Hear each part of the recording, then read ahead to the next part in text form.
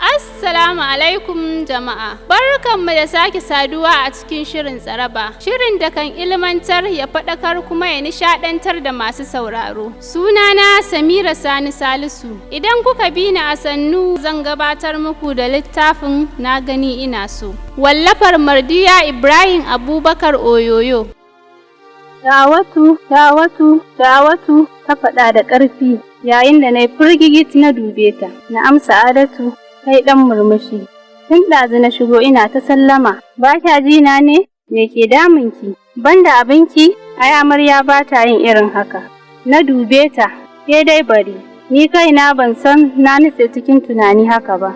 Kawai ina tuna rayuwar baya ne ƙawata. Nan muka gaisa, bayan na kawo mata kayan sanyi. Sai ta ce, ni dai don Allah, da zan roƙi alfarma da na ce, ina son in ji labarin. Duk da na san cewa akwai sirrika da bai kamata ki sanar da ni ba. Na ce ƙawata kenan, lalle idan har da akwai amana, ai akwai yarda. Na amince da ke 100%, ba tun yau ba. Ke ƙawa ce ta gari, tabbas ba ke ba. Zan iya tsayuwa gaban miliyoyin al'umma, in sanar da su labarina. Dan na tabbatar hakan zai zamo darasi ga mu baki ɗaya. Kamar yadda kika sani, sunana Sha'awatu, babana Abdullahi, umma na kuwa sunanta Zainab. Ina da yayye mata waɗanda muke uwa ɗaya, su ne yaya Khadija, Aisha, sai maza akwai Muhammad, Ilyasu, sai autan Sulaiman. Ni nake biwa yaya Ilyasina. Gidanmu babban gida ne sosai, gidan gado ne, yana ɗauke da ɗakuna 8 zuwa 9. Kishiyar umma ke ciki mai suna Fatima, kamar yadda kika sani, ita ce matar baba ta farko, tana da yara 6, maza 2, Ibrahim da Nazir, mata 4, Zuwaira,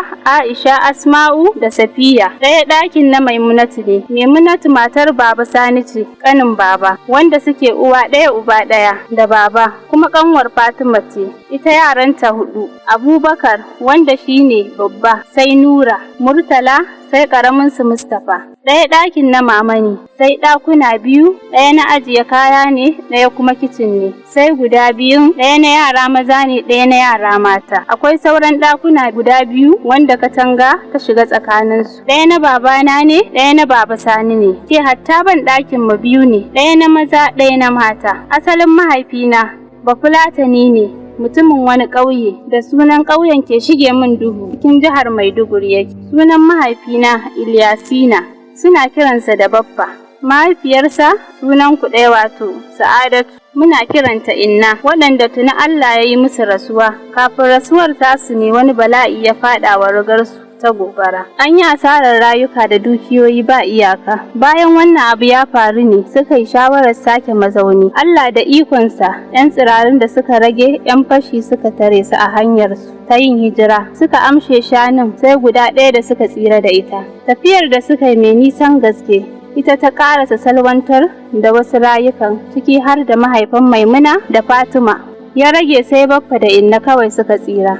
Sai yaransu guda 2 'yan mata. Garin Katsina suka yada zango a can cikin wani ƙauye mai suna Sakkwatawa. Yana cikin ƙaramar hukumar Batsari. Suka ci gaba da kiwon shanuwar nan tasu guda ɗaya. Sai gashi Allah ya yi mata albarka. Wasa-wasa suka yalwataccen gida a garin Batsari. Suka koma suna yin sana'arsu. Shekara 2 baya Inna ta bi shi. Iyayenmu sun tashi cikin ƙaunar juna da kwanciyar hankali. Dama kafin rasuwar Baffa sai da ya sa liman ya ɗaura auren baba da Fatima, sai kuma baba Sani da Maimuna. Sa'adatu, babana halayensa na burge ni. Kin san dawowarsu Batsari ya sa shi kullum idan ya je masallaci sallar isha'i baya komawa gida, sai ya tsaya ya ɗauki darasi a gun liman, kamar yadda ya ga sauran manyan magidanta na yi. Haka tunda Allah ya sa na tashi na ga kafiyayye na ba sa wasa da karatun boko da na addini. Allah ya ji kan baba ya gafarta masa, ya masa rahama. Da tarbiyyarsa ne muka kawo matsayin da muke a yau. Mahaifiyata kuwa iyayenta 'yan asalin Sakkwata ne, babanta ɗan asalin Batsari ne. Ya auro mahaifiyarta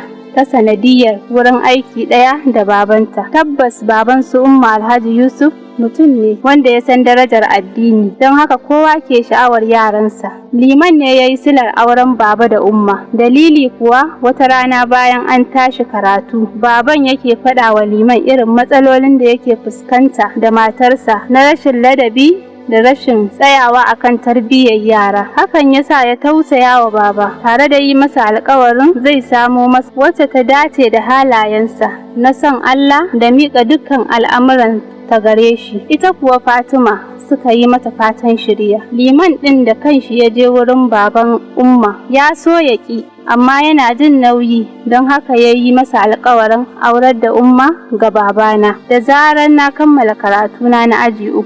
A lokacin baban Umma yana riƙe da muƙamin head officer. Suna da arziki daidai gwargwado, amma bai sa ya hana Abdullahi auren yarsa ba, tunda ya san arziki nufin Allah ne. Kila ita ce sular arzikinsa, sai dai yana jiye mata zama da kishiya, yarinyar da tsananin haƙurinta ke tsorata shi. Lokacin da babana ya shaida wa Fatima zai yi aure, ai bala'i ya ƙaru. Jarabar yau daban ta gobe daban, inda wata ƙawarta ta ba ta shawarar su je gurin wani boka. Kwanaki 2 da zuwansu, Umma ta wayi gari ƙafarta na ciwo, ta kai sai an kwantar an tayar. Ƙafa ta kumbura ta yi sintum. Da baba ya duba ta, abin ya ɗaga masa hankali. Shine ya faɗa wa liman. Liman da kansa ya kawo mata wani magani ya ce ta shafa. Cikin ikon Allah, kafin gari ya waye, kafar ta saɓe. Abin mamaki, sai ranar Zuwaira ta tashi, ta kafar ta kumbura sintum. In takaita miki, hakan ne ajalinta. Wannan abu ya yi masifar tayar da hankalin Fatima, sai dai ta ɗan tsorata.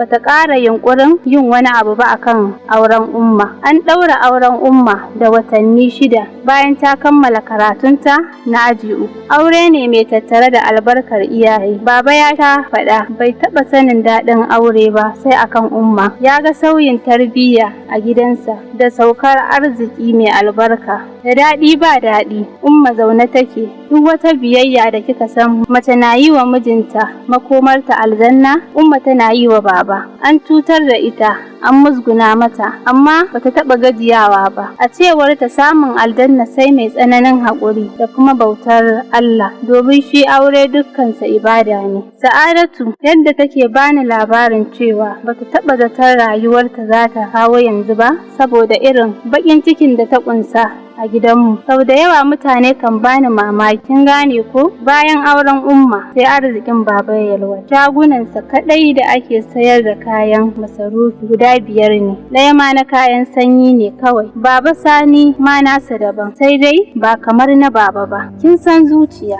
Nan sai saɓani ya fara shiga tsakaninsu. Laifin da ya ture sai ya dawo kan Umma. Wai su tun da aka auro ta take zige baba, baya kyautata musu sai abin da ta ce. Alhalin kullum burinta a zauna lafiya. Tsananin kishi da tsanar da Anti Fatima ke wa Umma, abin yana da ban mamaki. Idan abin ya ciyo ta, sai ta yi wata 3 ba ta yi wa Umma magana ba. Ga faɗakinta ga nata, kullum sai zage-zage da habai. Daga 'ya'yan antin kuwa har na Maimuna ba sa yi wa Umma biyayya, har zaginta suke yi.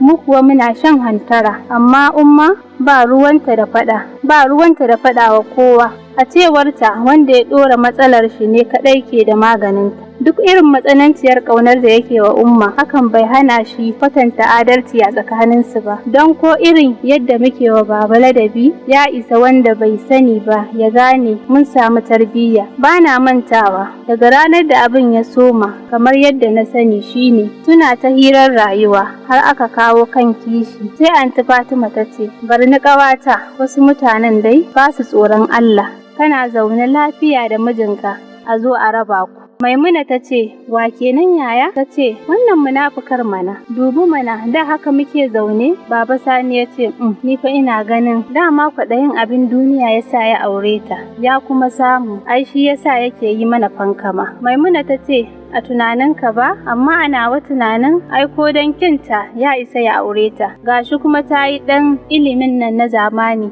Sana befa, ai yanzu ku kuka fara gani, yaranta kawai abin zulumi ne. Fatima ta harzuka, haba dai, don Allah daina ma irin wannan zancen, kar ki bani haushi. Wani irin kyau ne da ita wanda ba mu da shi ko 'ya'yanmu? Idan asalin ta fillo, mu ma asalinmu ne. Baba Sani ya ce, maganar Maimuna fa dutse, ke kanki kin san duk kyawunmu mu shafa wa nata lafiya. Dubu fa yaranta tamkar yaran aljanu, ke dai a yi shiru kurum. Ji ta yi tamkar yana ƙara zuga zuciyarta. Hakika ta san gaskiyar Maimuna da mijinta suka faɗa. Yaran ga kyau, ga iya kwalliya, ga haƙuri da ladabi, uwa uba Sisi na tamkar uwarsu. Wani irin ululun bakin ciki ya tokare zuciyarta da ta tuna da dalilin kishiyarta. Mai gidan nata ya iya karatu da rubutu, duk da cewa bai yi karatun nasara ba, amma ta sha alwashin sai Umma ta gane kuranta. Duk wannan zancen sun yi ne gab da ɗakinta, kuma abin da zai baki mamaki suna yi don ta ji kawai